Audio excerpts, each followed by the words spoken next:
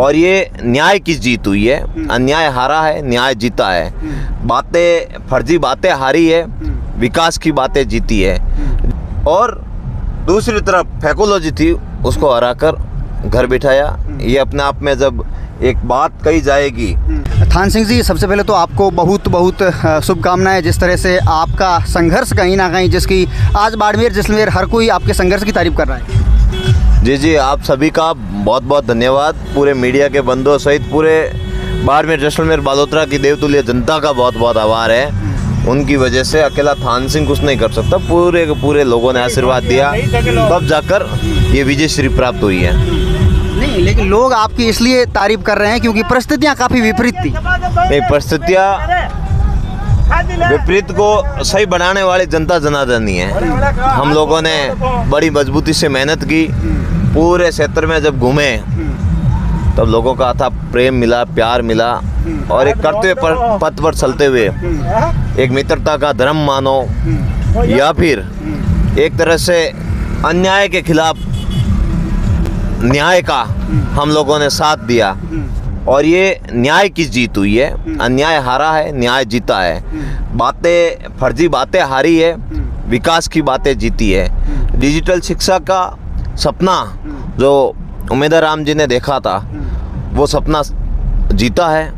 और जो पिछले 7 सालों से हम लोगों का संघर्ष था, चाहे बजरी का आंदोलन या किसानों के बीमा क्लेम, स्थानीय लोगों को रोजगार दिलाने सहित विभिन्न मुद्दों पर धरातल पे लड़ी गई लड़ाइयों को बालोतरा, बाड़मेर, जैसलमेर की जनता ने प्राथमिकता दी।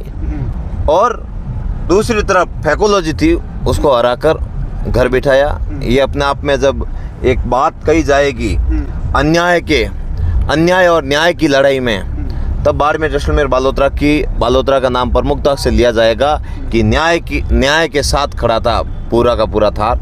ये अपने आप ने दिखा दिया थार ने कि थार मानवता के साथ खड़ा है, थार विकास के साथ खड़ा है, थार एक अच्छे सजग इंसान के साथ खड़ा है, थार डिजिटल शिक्षा के सपने के साथ में खड़ा है। और थार मेरे जैसे ऐसे हज़ारों नौजवान जो दिन रात सड़क पे संघर्ष कर रहे हैं, उस संघर्ष के साथ खड़ा है।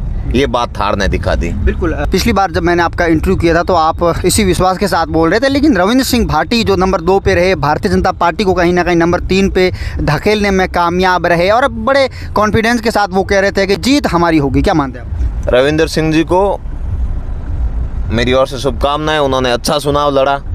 और लोकतंत्र की यही स्पष्ट और सुंदर परिभाषा होती है कि चुनाव के बाद जो बातें होती है, उन गिला शिकवा को ख़त्म करके क्षेत्र के विकास के लिए आगे बढ़ना चाहिए। मैं उनसे भी यही आशा करूंगा कि वो थार के विकास के लिए, पूरे बाड़मेर, जैसलमेर, बालोतरा के विकास के लिए आगे आए और साथ में खड़े रहकर जहाँ भी ज़रूरत हो विकास में कदम से कदम मिलाकर चले। और उनको भी उज्जवल भविष्य की शुभकामनाएं। अब ये सीट इंडिया गठबंधन के खाते में आ गई है, तो क्या मानते हैं जिस तरह से अगले 5 सालों के अंदर आप किस दृष्टिकोण से विकास को मानते हैं, कहाँ पे मानते हैं आप? देखिए, उमेदवार राम जी को बड़ी उम्मीद के साथ भेजा है। आशा करते हैं कि वो हमारे सपनों पर, हमारी उम्मीदों पर खरा उतरेंगे। और काम तो होने के बाद पता चलेगा काम क्या हुआ है।